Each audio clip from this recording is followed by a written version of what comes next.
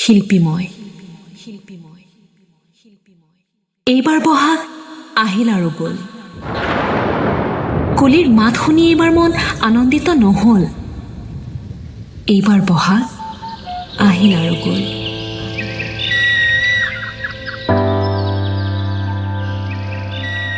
নকুঁহিপাতত এইবাৰ সেই আনন্দ নাই। বছৰেকৰ বিহুটি যে এইবাৰ নাই। এইবাৰ বহাগ আহিল আৰু গ'ল।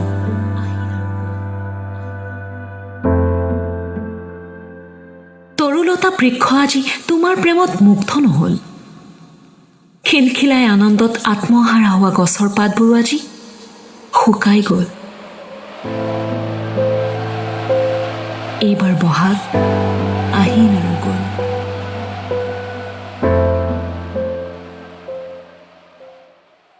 প্ৰকৃতিৰ তাণ্ডৱত মানৱ জাতিৰ অস্তিত্ব আজি নোহোৱা হ'ল। এইবাৰ বহাগ আহিল আৰু গ'ল।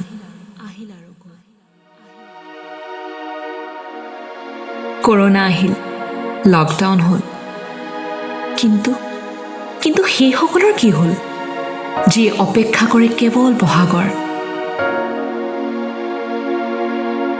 কিনো কম নিজৰ কথা, এয়া যে ভাগ্যৰ ব্যথা।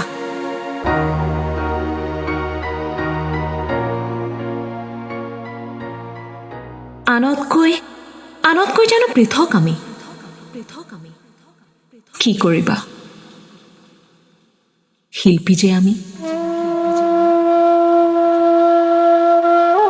পেটৰ তাৰণা, ভোক আমাৰো আছে।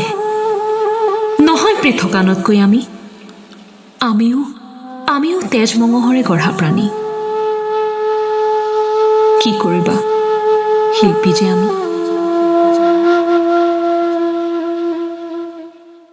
লকডাউন বাঢ়িল, অনুদান আহিল, কিন্তু ভোক জানো কমিল? কি কৰিম, শিল্পী যে আমি।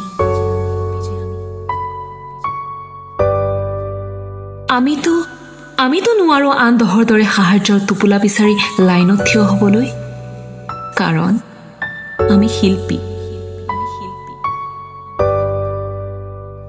অস্থিৰ হলো, হতাশাত ভুগিলো।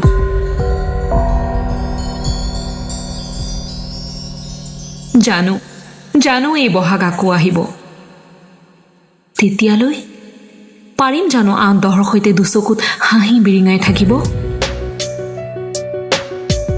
জানো শব্দ আৰু সুৰৰ লহৰবোৰ আপোন, কিন্তু কি কৰিম?